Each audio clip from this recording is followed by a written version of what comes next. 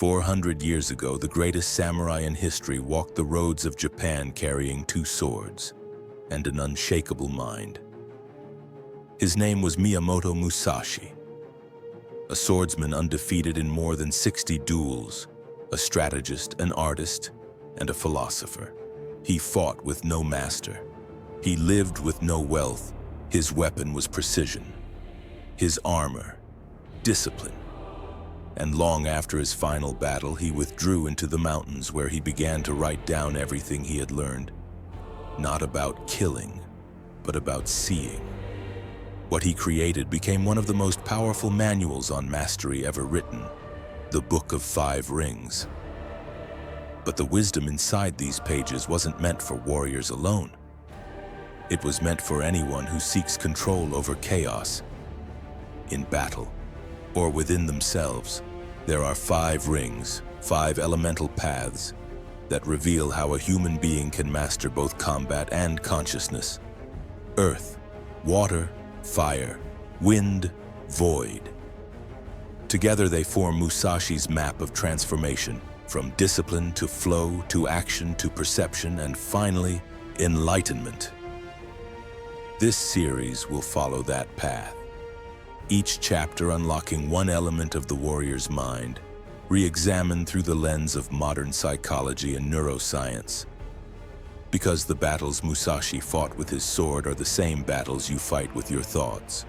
Focus against distraction, purpose against comfort, awareness against chaos. And in this first book, on the Book of Earth, we begin where all mastery begins. The ground beneath you, the discipline that steadies your mind, the structure that gives purpose to power, the stillness that precedes motion. At the end of this video, you'll understand how Musashi's ancient code and modern science converge on one truth.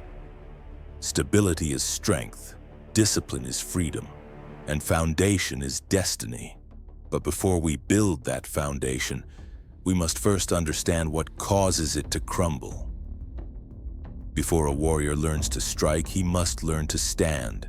Every structure, and though every mind, every destiny, begins with the ground beneath it. Miyamoto Musashi called this the Book of Earth, the study of foundation, not the glamour of victory nor the art of combat, but the quiet mastery of preparation. Because without a foundation, even brilliance collapses. But here's the paradox. The ground beneath you is not made of stone. It's made of discipline. And at the end of this video, you'll learn how to build that discipline in body, in brain, and in soul, until nothing can shake you. But to understand how to build stability, we must first understand what destroys it. Every human being must stand for something. Without direction, discipline becomes suffering, a chain with no key. Musashi understood this. His life was not built on comfort or praise, but on a single purpose: to understand the way. In modern terms, that purpose is what activates the brain's dopamine pathway, the mechanism that fuels pursuit. Dopamine is not the drug of pleasure, but of progress. It does not reward you for finishing. It rewards you for moving closer to meaning. When you set a clear goal, not a shallow desire, but a mission aligned with your values, your brain begins to shape itself around that pursuit. Each repetition strengthens the signal. Each act of focus becomes easier than the last. Musashi wrote, "Do nothing that is of no use." Neuroscience calls that attention economy. The samurai guarded his mind as fiercely as his blade, cutting away distraction until only the essential remained. The world today tempts us with 1,000 false purposes: wealth, validation, status. But the brain is ancient. It hungers for alignment, not applause. Purpose anchors discipline. It gives weight to the present moment.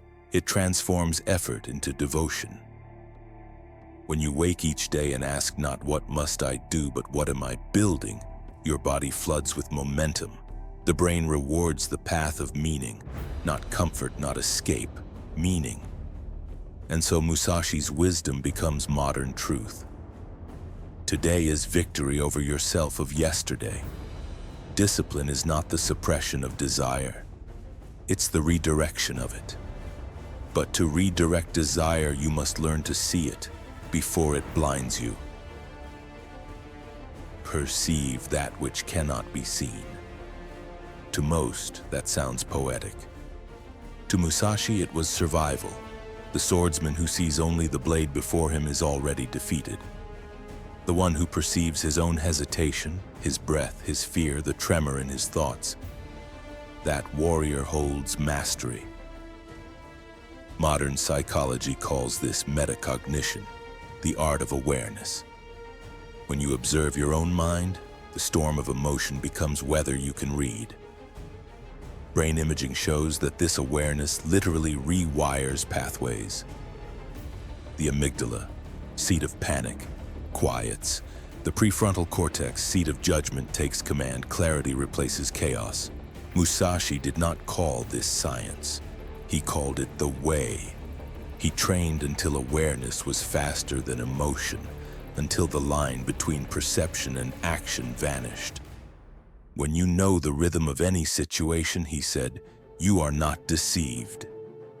Rhythm, that is what the mind finds when it stops fighting itself. You do not silence the noise of the world. You simply hear it without reacting. You do not eliminate fear. You watch it pass like clouds across a steady sky. True observation is the still point in the center of movement, and here lies the paradox. The deeper you watch your mind, the less you identify with it. Thought becomes the tool, not the master. Emotion becomes messenger, not the ruler. In that space of watching, you meet yourself, unguarded, unmasked. That is the state Musashi called no mind. Clarity without thought, readiness without tension. But awareness alone changes nothing, unless you build a life around it. The Book of Earth isn't a relic, it's a manual for our distracted age. The tools have changed, the principle hasn't. Musashi trained by repeating sword forms. You train by repeating focus. The brain doesn't care whether it's a blade or a keyboard. It learns through repetition and feedback. Neuroscience calls this contextual anchoring. When you link behavior to time or place, the same desk, the same morning hour, you're telling your brain, this is sacred ground. Each repetition strengthens the basal ganglia, the machinery of habit. Over time, what was once discipline becomes identity. But Musashi reminds us, from one thing know 10,000 things. Your routine is not a prison, it's a training ground. Through structure, you gain freedom. Through boundaries, you gain expansion. The modern world sells chaos as choice. Endless scrolling, constant alerts, the illusion of connection.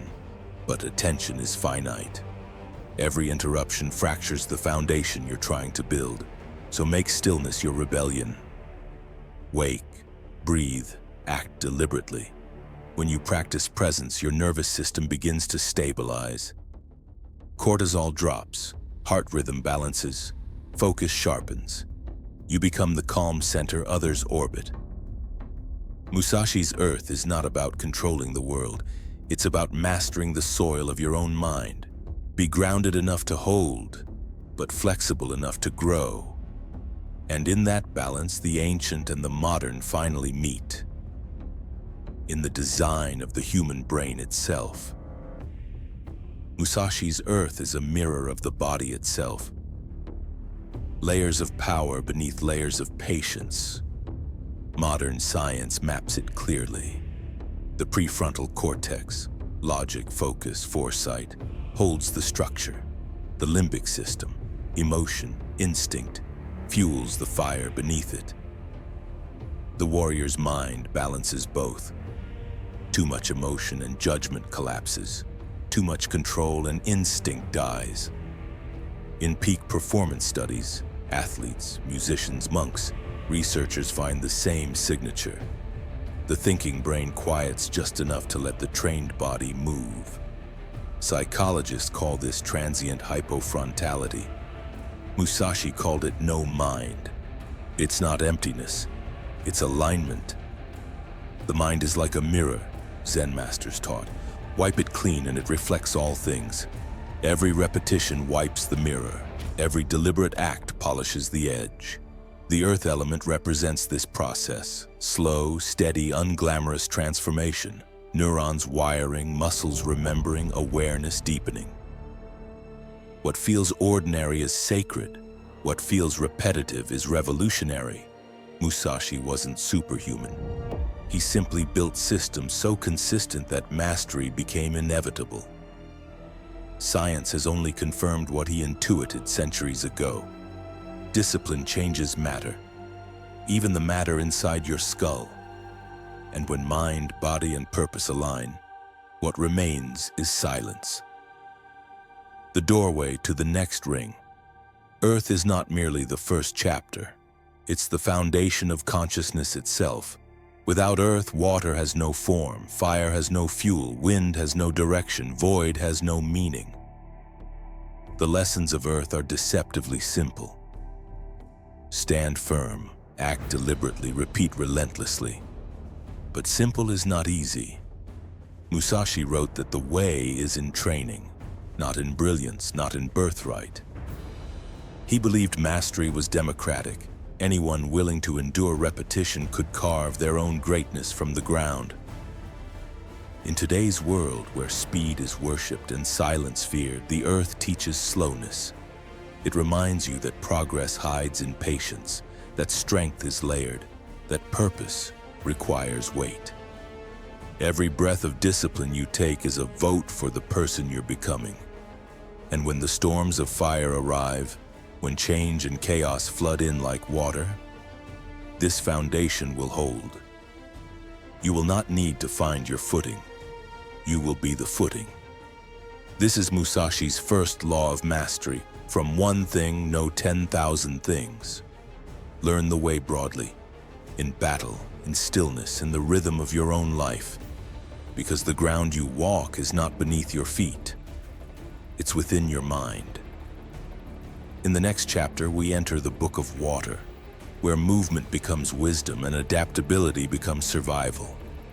I hope you enjoyed this video, and I'll see you in the next one.